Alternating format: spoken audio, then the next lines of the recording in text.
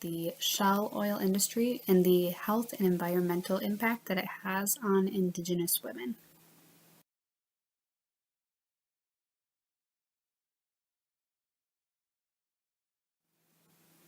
A few of my objectives are a brief history review, the responsibilities and traditions of the Indigenous women in Nigeria of the Niger Delta, how shell oil industry affects Indigenous women, the health and health care available to Indigenous women of the Niger Delta, a brief summary, and some solutions. A brief history review. In 1979, the Shell Petroleum Development Company of Nigeria is established. 1990, the Movement for Survival of the Ogoni People was established, and in 1993, MOSOP organizes protests around 300,000 Ogoni people against shell and oil pollution. Now, the two biggest impacts that we are going to be looking at, and the two biggest impacts in general, are the environment and the Indigenous women. And let's take a look at how they go hand in hand. Now, the Indigenous women have some responsibilities and a couple traditions. The responsibilities of the Indigenous women would be collection of water, food preparation, bearing children, caring for the children, farming, trading, and then one of the traditions is that women, when they get married, their husband is required to give her a piece of his land to farm. This gives her a sense of independence, allows her to have a little freedom and make investments such as, pottery, painting, anything like that. But you'll see here in the next few slides that actually is stripped away from her rather quickly because of the oil industry. I think the biggest effect it has on women is the fetching of water. These women have to travel far now to get water. As you see in this first image here, this is an image of some Indigenous women having to travel a ways to a watering hole in order to receive their water.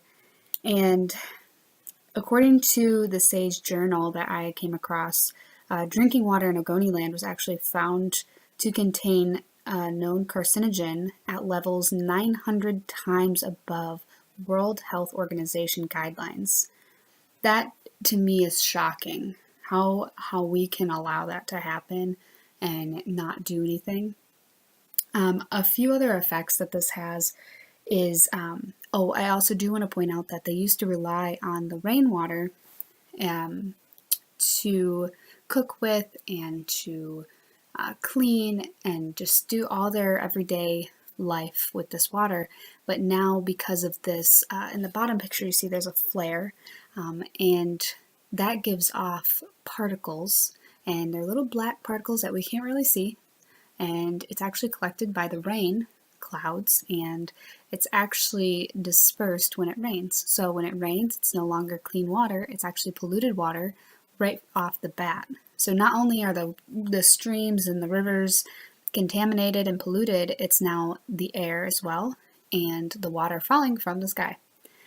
This water actually stains clothes, stains dishes. They can no longer use it. They can no longer utilize God's or the earth's given water right from the air. And a few other effects is fishing in the rivers and streams. Women generally do all the fishing in the rivers and streams. Men do the deep sea fishing, and because the sea is such a big body of water, it's not as greatly impacted by the pollution. The rivers and streams are more condensed, so they're more polluted, and this is actually affecting their ability to catch fish, and fish are no longer able to reproduce. And the fish that are there are polluted, and they contain all kinds of carcinogens and diseases because of the pollution. This requires the women to actually buy fish that are imported, and they will sell the fish in order to gain any money to earn a living. And then also there's, because of the land being polluted, they're missing their local medicine, and it's no longer able to grow. And so this eliminates their natural health care that they had and that they would utilize. And there is no good health care nearby for them to utilize. And then also the recovery time used to be 1 year after having a child, and now it is 2 months. They are no longer to take up that fattening period that they used to. They used to have a lot more time.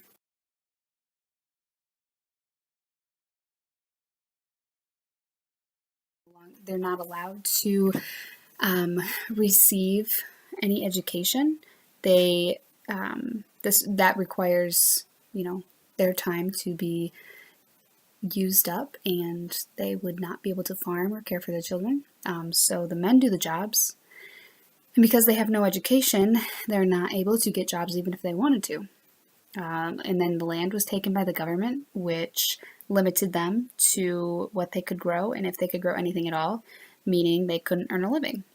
And this also took away their farming abilities. And most of the farming is actually done by the women, which I found quite surprising to me. Here in the United States, we don't see that as often. I mean, it's pretty equal, all rounded, well rounded. But yeah, the women here do a lot of the work, and this is greatly impacting them.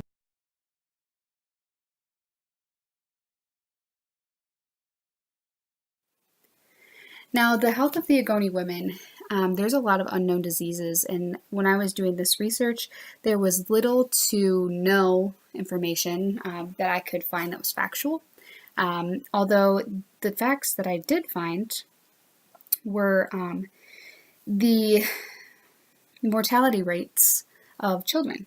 According to the Daughters of the Niger Delta, which was a video that I had the privilege of watching, it's available on Amazon. Very interesting. But the mortality rate in the core of the Niger Delta ranks second in the world. And every year, 1 in 7 children in the core of the Niger Delta states is estimated to die before the age of 5. That is unheard of. And, with all these carcinogens in the air, and as you can see in this picture, it kind of shows you how the air is also being polluted. There have been some assumptions that most people are suffering from respiratory problems such as asthma, bronchitis, lung disease, even heart attacks, miscarriages, and skin disease. So all around they are being polluted. Their food, their water, their skin, just them as humans, they are getting greatly impacted by this. Yeah, it's going to take up to 30 years to clean up, 30 plus years. But can you imagine if they would have done this right off the bat? This happened about 41 years ago. If they would have just started cleaning up right away and cleaning up the mess that they made, we may not be in this situation. Who knows? But we'll never know. So I think that Shell needs to own up to the damage, and something needs to happen now. And I would like to leave off with this quote that I came across. Women in the Niger Delta suffer from many forms of discrimination and exclusion. Their inequality in political, economic, and societal sphere prevents them from achieving their full potential in promoting peace and acting as constructive agents of change in all the levels of society. This is despite their unique and proven talents as peacemakers and community developers. I think we need to give these women a chance.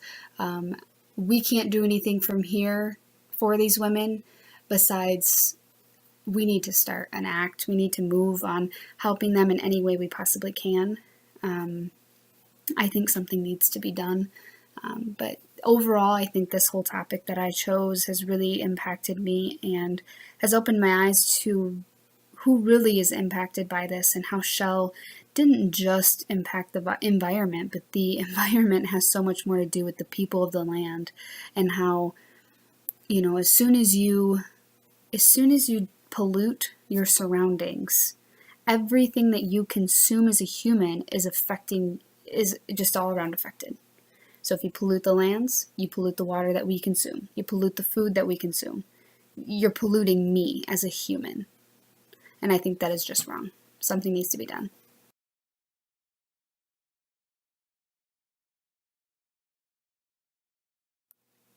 This is my works cited, and these are my photographs.